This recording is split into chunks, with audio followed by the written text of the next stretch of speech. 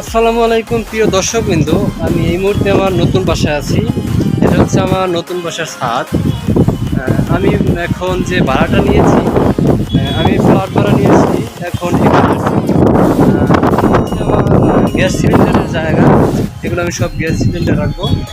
এবং পাশে হচ্ছে মেইন রোড, দেখতে পাচ্ছেন মেইন রোড। এখানে এসে আমার বাসা।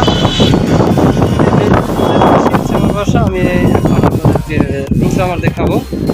এখানে আসার কারণ হচ্ছে আমি যেখানে বর্তমানে থাকি সেখানে বাসাটা মোটামুটি চলে, কিন্তু আমার জন্য না, তেমন একটা ভালো লাগে না, সেজন্য এখানে আসা। এই যে আমার এই হচ্ছে আমার বাসা ছাদ, যেটা আপনারা দেখতে পাচ্ছেন আমার পিছনে। এখানে হচ্ছে পুকুর, এই যে বড় পুকুর আছে, এই যে বড় পুকুর আছে। এই রোড হচ্ছে